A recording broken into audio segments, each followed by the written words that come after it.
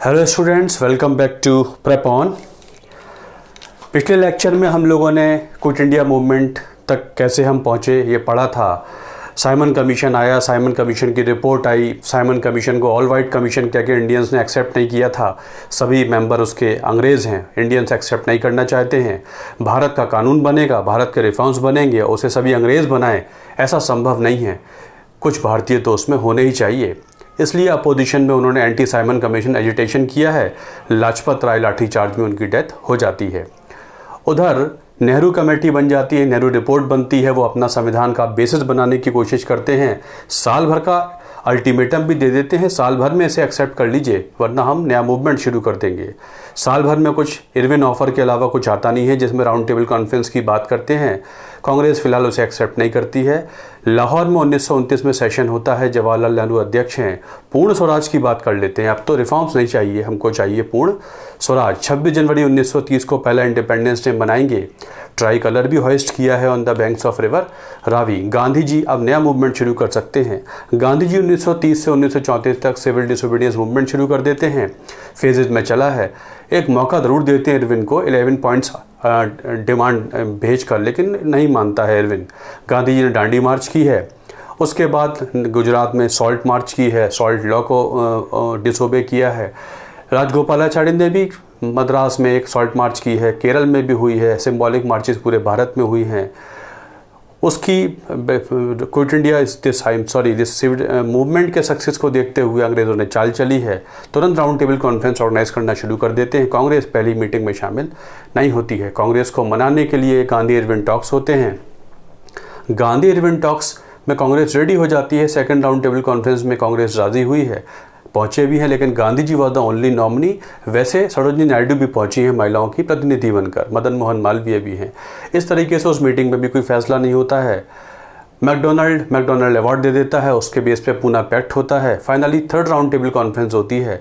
इस सब का लेखा जोखा समझकर फाइनली एक एक्ट पास हो जाता है, गवर्नमेंट ऑफ इंडिया एक्ट 1935, जिसमें सबसे इंपॉर्टेंट प्रोविज़न था प्रोविंशियल ऑटोनॉमी का, जहाँ पर भारतीय अपना राज्य में सरकारें बना सकते हैं। भारतीय इलेक्शन लड़ते हैं, बना भी लेते हैं, लेकिन फाइनली जब सेकेंड वर्ल्ड वॉर शुरू हो जाती है, वो 8 राज्यों में सरकारें बनी थी, 6 में सीधे 2 में कोलिशन गवर्नमेंट बनी थी, इस्तीफा दे देते हैं।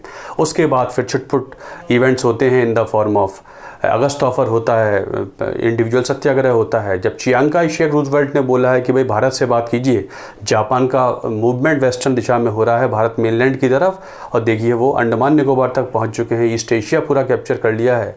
ऐसे में फिर क्रिप्स मिशन को भेजा जाता है। क्रिप्स से बात बन नहीं पाती है, क्रिप्स सब कुछ देने को तैयार नहीं है। ऐसे में फिर कांग्रेस समझ लेती है अब कोई ऑप्शन नहीं है हमारे पास, हमको बड़ा मूवमेंट शुरू कर ही देना चाहिए। इस तरह शुरू होता है क्विट इंडिया मूवमेंट 1942। फीचर्स इसके: on 8th of August at Bombay एक बहुत बड़ी मीटिंग हुई है।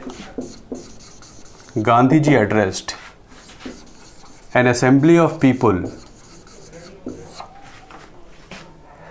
एक बहुत बड़ी मीटिंग की है गांधी जी ने बम्बई में, और वहाँ पर लोगों से बात की है कि एक बहुत बड़ा मूवमेंट हम ऑर्गेनाइज करने जा रहे हैं, और मूवमेंट में कैसे कैसे करना है इंस्ट्रक्शंस आपको कांग्रेस कमेटी दे देंगी।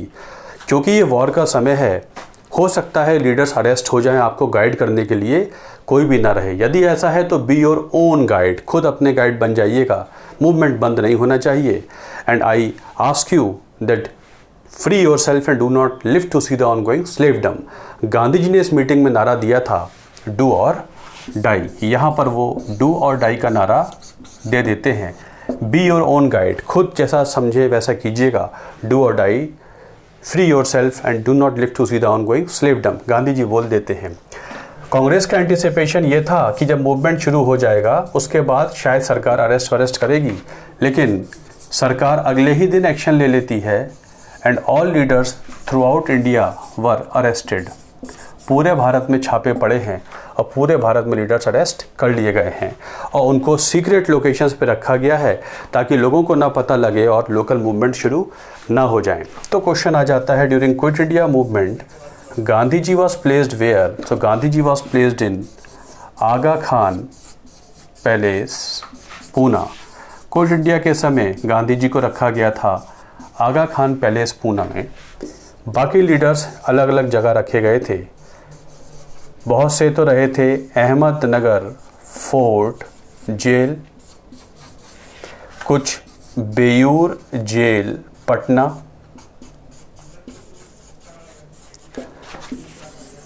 अल्मोड़ा जेल,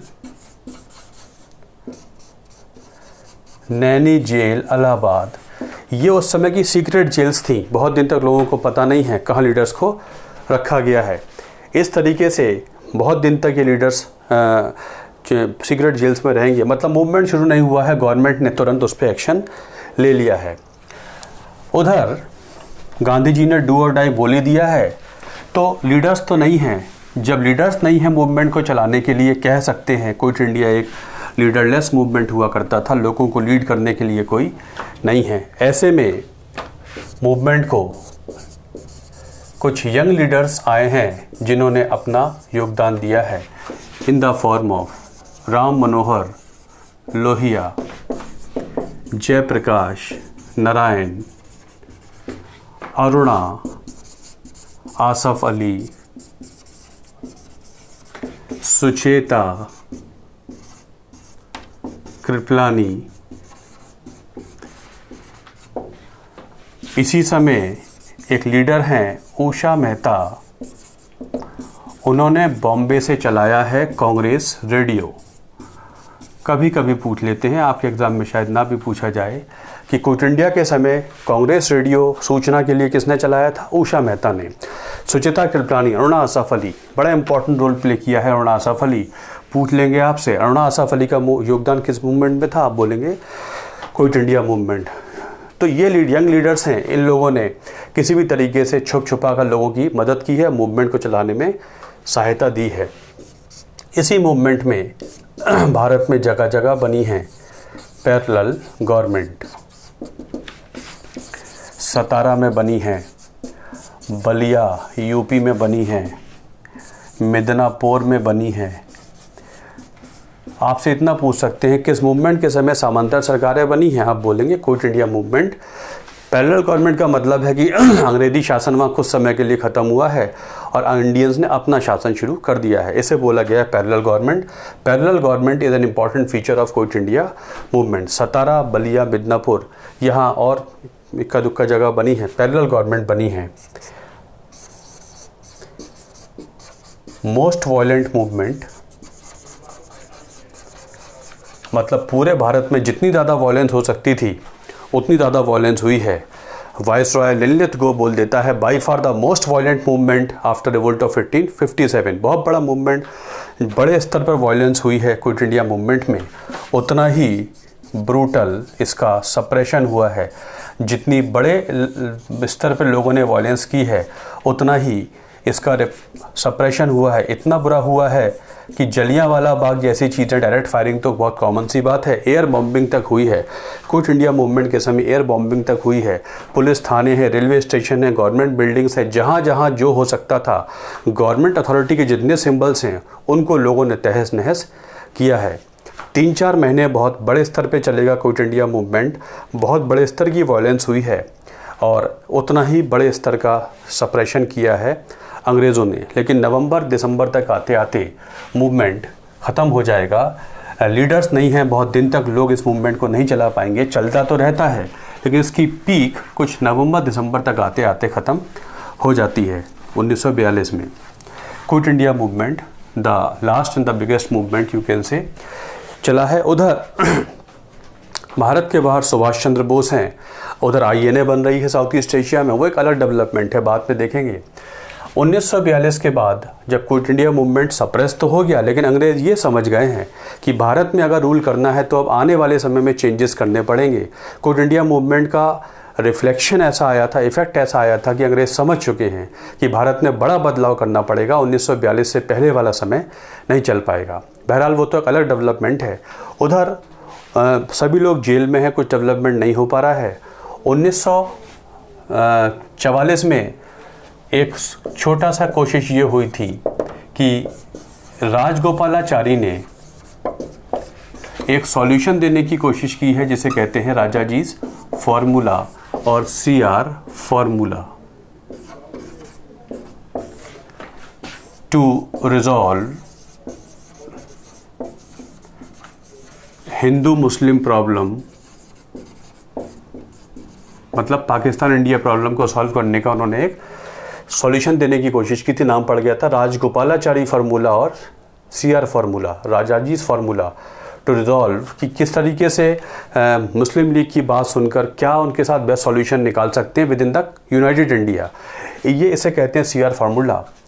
उधर वर्ल्ड वॉर ख़त्म होने लगती है 1944 के सेकंड हाफ से, जापान जर्मनी वगैरह हारने लगे हैं। फरवरी 1945 तक आते आते लगभग तय हो गया है कि वर्ल्ड वॉर ये वाला ग्रुप हार गया है। उधर 1945 में जब हालात ठीक होने लगते हैं तो सभी लीडर्स को रिहा किया जाता है कांग्रेस के। गांधी जी को 1944 में ही रिहा कर दिया गया था हेल्थ ग्राउंड्स पे। उधर सभी और बाकियों को भी रिहा किया जाता है और जून 1945 में बुलवाई जाती है an all parties conference called Shimla conference. होती है शिमला में कॉन्फ्रेंस और वर्ल्ड वॉर के दौरान ही वायसरॉय बना दिया गया था वेविल। इससे पहले लिनलिथ गो था। वेविल हैड बिकम वायसरॉय इन 1943। तो वेविल ने बुलाई है शिमला कॉन्फ्रेंस, ऑल पार्टीज़ के लीडर्स बुलाए गए हैं, कोई सॉल्यूशन निकालने की कोशिश है।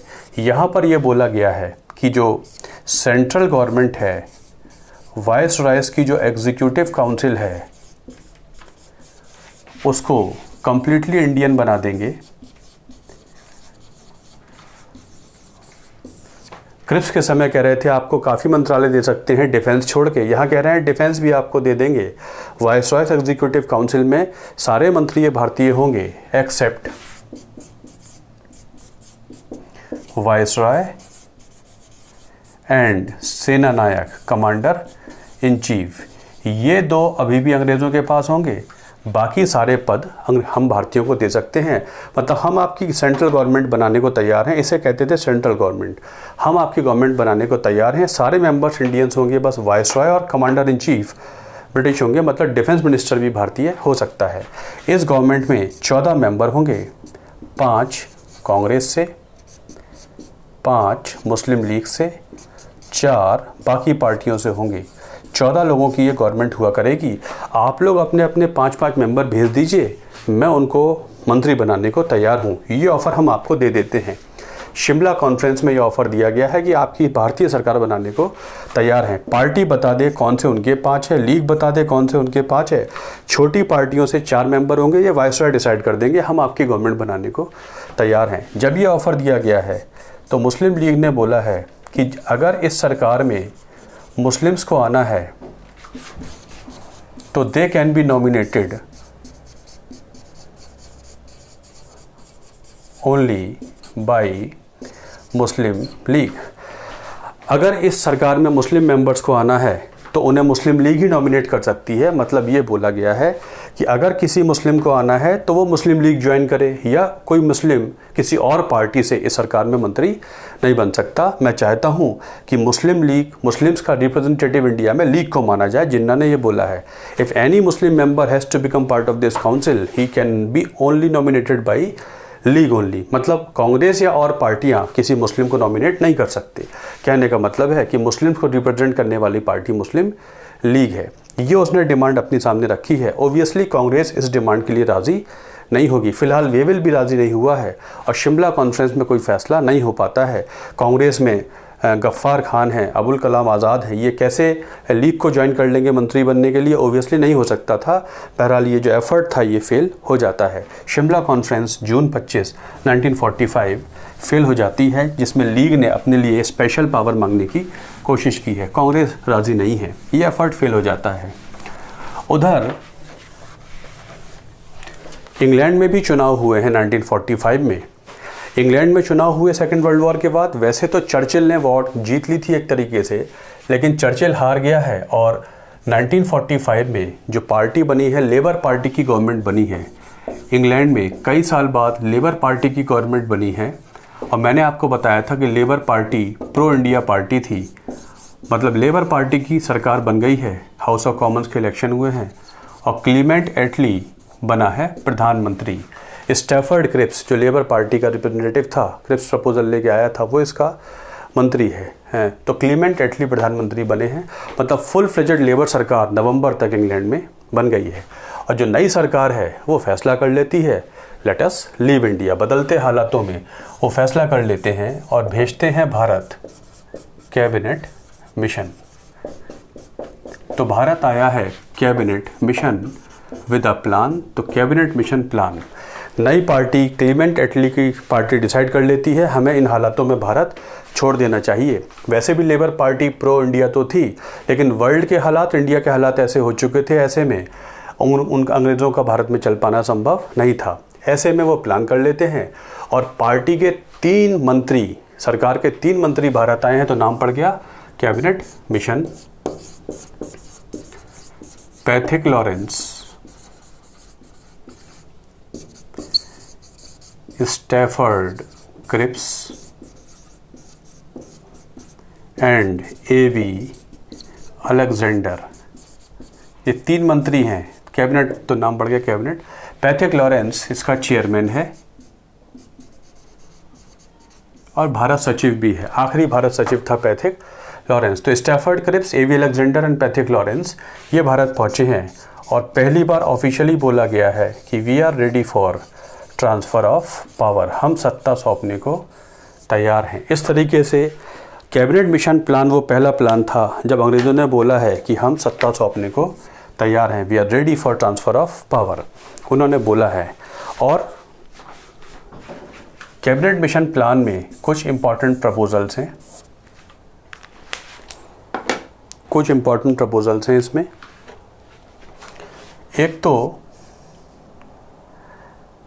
जो मेन प्रपोजल्स वो ये हैं कि आपकी एक कॉन्स्टिट्यूएंट असेंबली बनाई जाएगी, वो बनाएगी आपके देश का एक संविधान। भारत में 2 तरीके के राज्य हैं, स्टेट्स एंड प्रोविंसेस हैं। संविधान सभा में कुछ मेंबर्स प्रोविंसेस से आएंगे, कुछ मेंबर्स स्टेट से आएंगे। आप सब मिलके भारत का संविधान बनाएंगे।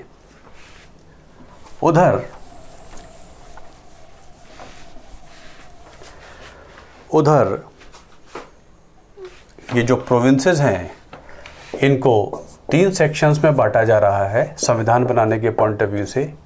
Section A, section B, section C. Bombay, Madras, Bihar, UP, CP, Orissa, ये सेक्शन ए प्रोविंसेस हैं। मतलब ये सेक्शन ए प्रोविंसेस हैं। संविधान सभा में कुछ मेंबर्स तो आएंगे सेक्शन ए प्रोविंसेस से, कुछ बॉम्बे से आएंगे, कुछ मद्रास से आएंगे, कुछ बिहार से आएंगे, कुछ यूपी से, कुछ सीपी से, सेंट्रल प्रोविंसेस एंड कुछ उड़ीसा से। सेक्शन बी हैं पंजाब, सिंध, नॉर्थ वेस्ट फ्रंटियर प्रोविंस, कुछ यहाँ से आएंगे। सेक्शन सी है Bengal and Assam. Section C है बंगाल एंड आसाम। इस तरीके से संविधान सभा का चुनाव सीधे नहीं होगा। मैंने पॉलिटी में आपको बताया था, जो एमएलए हैं, प्रोविंसेस के मेंबर्स हैं, वो चुन लेंगे। हर 10 लाख पे एक मेंबर होगा। ऐसे ही रियासत के मेंबर नॉमिनेट होके आ जाएंगे।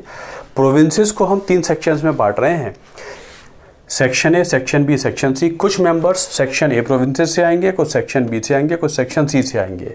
संविधान सभा ये मिलके तय कर ले कि जो फेडरल गवर्नमेंट होगी, सेंट्रल गवर्नमेंट, उनके लिए डिफेंस है, फॉरेन अफेयर्स है, ये सत्ताएं उनको देना है, कम्युनिकेशन है उनको देना है। राज्य सरकारें कौन सी पावर रखेंगी ये आप लोग खुद तय कर लें। एक फेडरल सिस्टम बनाने की बात चल रही है। संविधान बना लीजिए आप लोग सब मिलकर, और जैसे ही संविधान बन जाएगा हम आपको सत्ता सौंप देंगे। मैं आपको बहुत शॉर्ट में बता रहा हूँ, कैबिनेट मिशन प्लान बहुत लंबा सा है। अब सेक्शनिंग ऑफ प्रोविंसेस हो गई है और संविधान सभा में इस तरीके से मेंबर्स आया करेंगे, ये बोल दिया गया है। और प्रोविंसेस के सेक्शन किए हैं। जब डिस्कशन होने लगा है तो जिन्ना ने ये बोला है कि जो सेक्शंस हैं इनको परमानेंट कर दीजिए, कंपलसरी ग्रुपिंग कर दीजिए।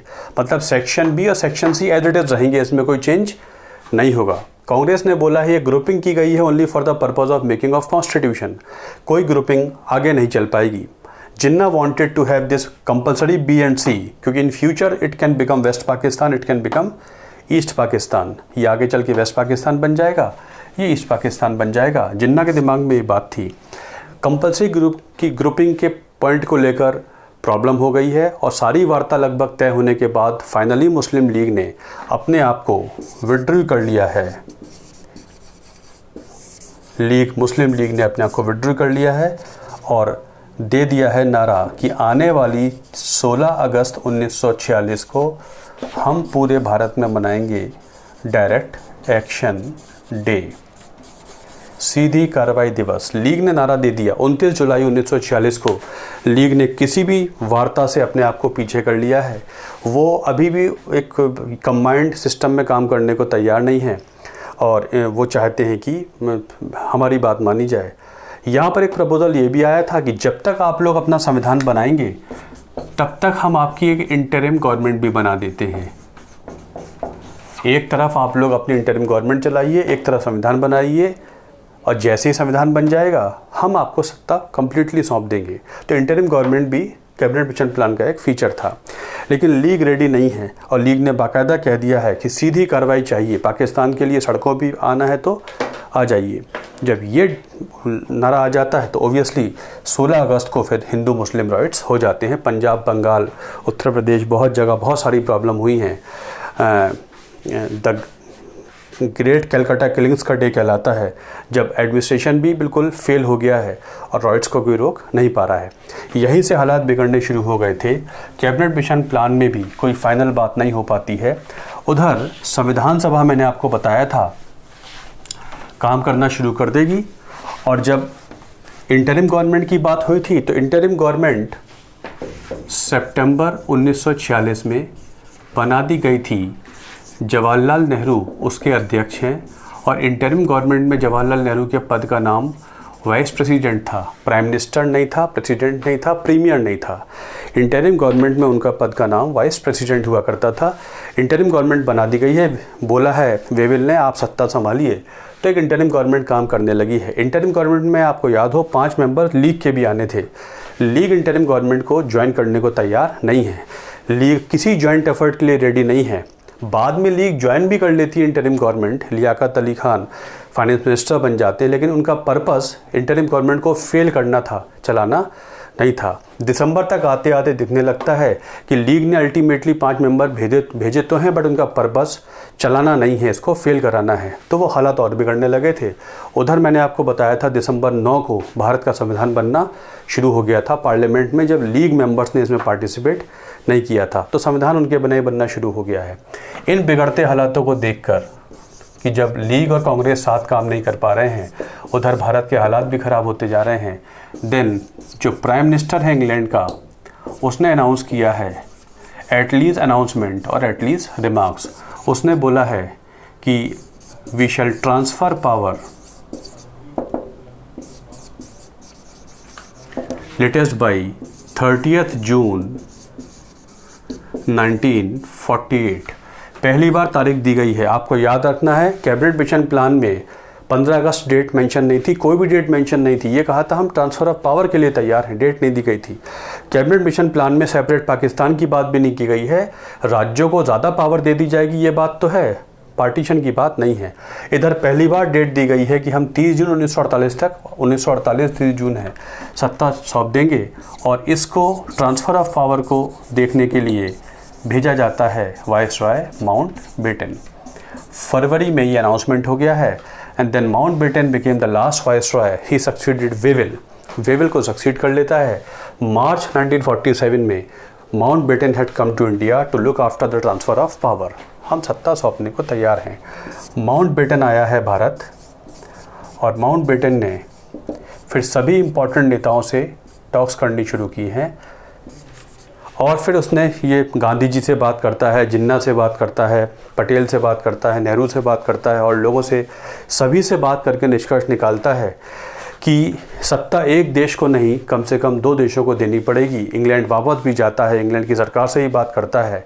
इंग्लैंड की सरकार भी कहती है कि जब इंडियंस रेडी हैं पार्टीशन के लिए तो it is better to go for partition. तो माउंट बेटन ने काफ़ी दिन तक बात की है, कई सारी मीटिंग्स हुई हैं, मीटिंग पे मीटिंग हुई हैं और फाइनली माउंट बेटन ये रिपोर्ट देकर अंग्रेज़ी सरकार भी रेडी हो जाती है, अनाउंस कर देता है माउंटबेटन प्लान और 3 जून प्लान।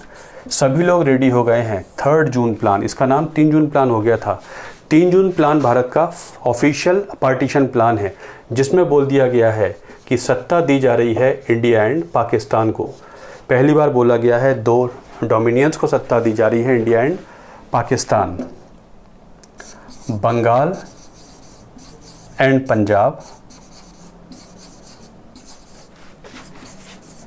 इनके एरियाज डिवाइड होंगे, मुस्लिम डोमिनेटेड, हिंदू डोमिनेटेड, और इसके लिए एक कमीशन बिठाया जा रहा है अंडर रेडक्लिफ। तो रेडक्लिफ कमीशन डिसाइड करेगा कि बंगाल का कितना हिस्सा भारत में आएगा, कितना ईस्ट पाकिस्तान बनेगा, ऐसी पंजाब बटेगा।